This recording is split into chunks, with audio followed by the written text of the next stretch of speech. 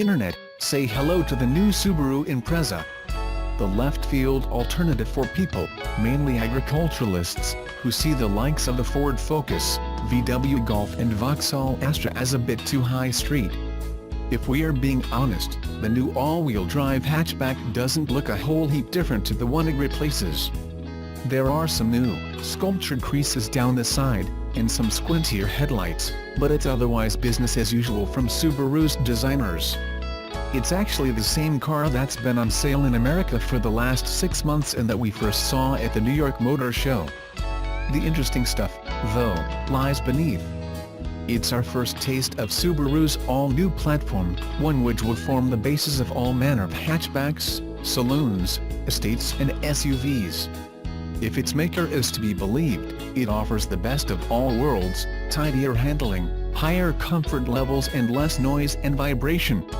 And while it can house all manner of modern powertrains, hybrids included, this latest Gen Impreza sticks initially with Subaru's tried and tested combination of a 4-cylinder boxer petrol engine and symmetrical all-wheel drive. It's longer and wider than before, though, at 10 mm lower, it has a better drag coefficient than its predecessor. And Subaru is claiming a drop center of gravity and revised suspension contribute to its biggest ever leap forward in dynamic ability. Safety is high on the agenda too, with Subaru's EyeSight technology suite on board. As well as the predictable bunch of lane assist and blind spot detection gubbins, its automatic braking system will function while reversing, as well as traveling forwards. And to the delight of anyone who's used a Subaru interior ever, there's a new infotainment system that sweeps the dashboard of most of its buttons, and whose appearance resembles most smartphones. It looks a big step on. In the UK, just 2 engines are being served up. Both are 4-cylinder boxer petrol units, the first being a 1.6-litre with 112 bhp and 111 pounds-ft, the second a papier 2.0-litre unit with 154 bhp and 145 pounds-ft. Both engines feed power to a CVT gearbox, and all 4 wheels. Although CVT is our least favored transmission option, Subaru's Lean-Artronic box is actually one of the better ones, as a damper has been added to help smooth out power delivery and reduce the whining rev surge some CVTs suffered from. If you're a left-field hatchback fan or farmer, you'll be able to get the new Impreza later this year when it goes on sale. It'll probably stay true to the price of the outgoing car, £18,995, which will make it the meat in the Focus and Astra pricing sandwich.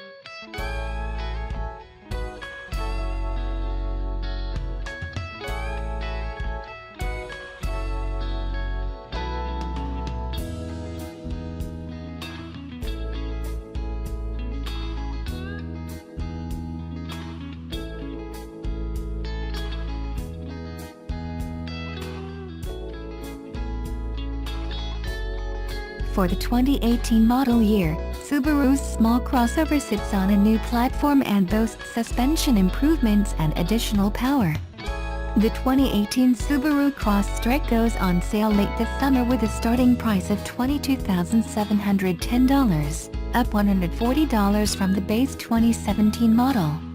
All Crosstreks come with a 2.0-litre 4-cylinder boxer engine, which now produces 152 horsepower. The base model comes standard with a 6-speed manual transmission, but buyers can select a CVT for an extra $1,000. Previously, the base model did not offer a CVT option. Standard amenities on the new Crosstrek include a 6.5-inch touchscreen, smartphone integration via Apple CarPlay and Android Auto, 60/40 split fold-down rear seat, and 17-inch alloy wheels. Premium models add Subaru Starlink connected services as well as an all-weather package with heated front seats, windshield wiper deicer, and heated exterior mirrors, in addition to auto headlights linked to windshield wiper operation. Welcome lighting and a new sound-insulated windshield come standard. Prices for this model start at $23,510 with the 6-speed manual or $24,510 with the CVT. At the top of the lineup sits the limited trim, priced from $27,210. Up $1,140 from the previous Limited, this model boasts a standard CVT transmission as well as an upgraded 8-inch multimedia system. A 6-way power driver's seat, steering responsive headlights, and blind spot detection with lane changing assist are also included. Eyesight, Subaru's suite of safety technologies, is available on a number of packages ranging from $1,395 to $3,445. This system includes adaptive cruise control, automatic pre-collision braking, lane departure warning and sway warning. Drivers can also bundle eyesight with navigation, high beam assist and reverse automatic braking.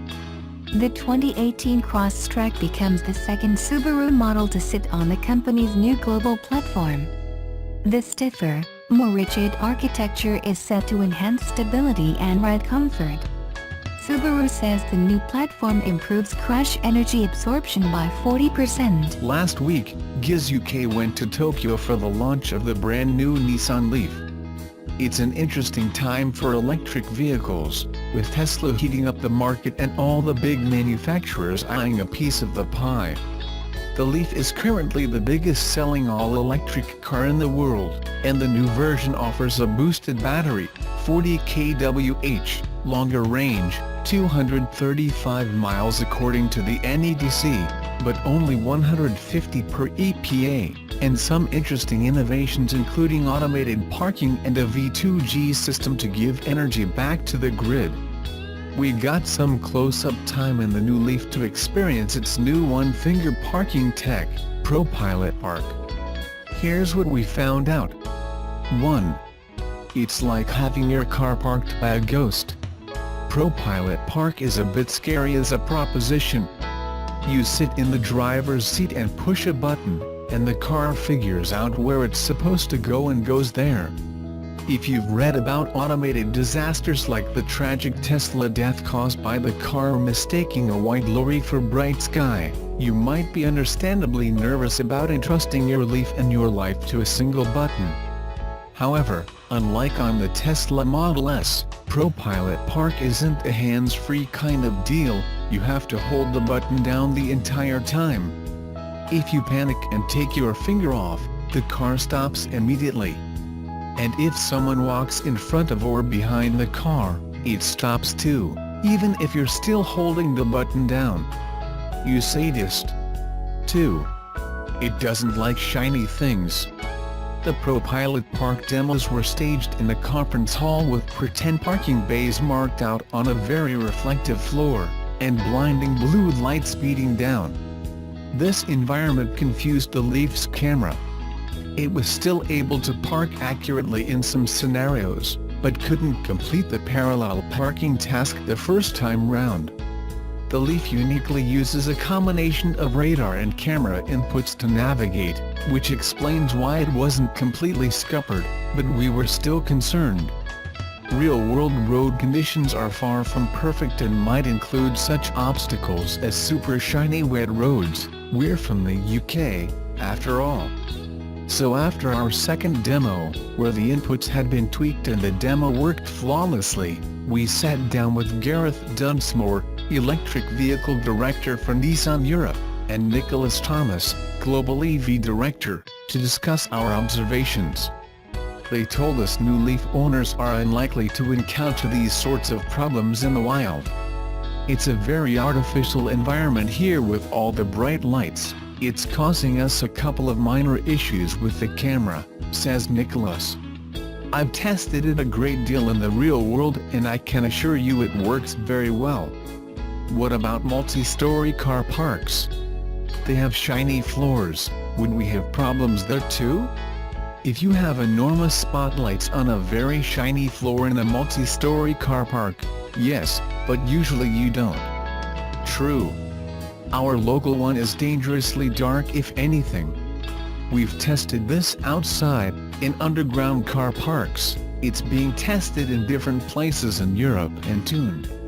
The local technical center in Cranfield, they'll take the car now to Europe, and work on it before the launch in January, Gareth assures us. Presumably, Nissan will take note of the issues at the launch and feed that info into the final product. But it's fair to say you're unlikely to find lighting like this in the real world. 3. It parks better than radar-only systems. The combo of radar and camera is important for a flawless auto park experience, apparently. If you've got two spaces side by side and you've got a radar-based system, it will park right in the middle of them, across the middle line, says Nicholas. Or if you're parallel parking and there are 3 or 4 spaces, it'll park exactly in the middle. While it sounds kind of adorable in a robot logic sort of way, it's not very helpful. So the Leaf system is designed to be better. ProPilot Park combines both the radar and the camera to spot the white lines. So the radar is always working to guide the vehicle, but then the camera's spotting the lines and parking you exactly in the middle. 4. But doesn't require marked parking bays. That's all cool, but it's pretty rare to find pristine white lines out in the real world. Round our neck of the woods, you're lucky if the spaces are marked at all, and the ones that are can be a fuzzy palimpsest of old markings, worn-out paint and graffiti. Because it's got both the radar and the camera, it can adapt to whatever scenario there is, Nicholas assured us. We found it also came in handy having the around view monitor on during auto parking, an overview of the environment around the car taken from 4 live camera feeds. You can see exactly where you're going and correct if necessary. It's all about the cameras, this car. 5. It's gonna cost you, but you might get some back. Predictably, given that we haven't even had a UK price for the new Nissan Leaf yet, the reps weren't keen to answer our questions about pricing for ProPilot Park. However, we do know that it's an add-on rather than coming standard with the Leaf, and that ProPilot and Park can be bought individually. We did get confirmed figures for one thing, the amount of money you can expect to make from your Leaf if you use it for Vehicle to Grid, V2G. That's the system that lets the hooked-up car send power to the grid, and money to your wallet. A commercially viable pilot scheme in Denmark has Leaf drivers making €100 to €160 a month from their cars, minus fees from the power scheme they're part of. Taking the lower figure and assuming a 20% cut, that's about £70 a month at a rough conservative estimate. If you have a time-based power tariff like Economy 7, you could theoretically charge the car at off-peak times for less, and sell the power back at higher prices. And if you pulled that off successfully, V2G could conceivably even cover your monthly car payments. Yes, we're most likely in fantasy land, but what's car tech for if not to give us electric dreams?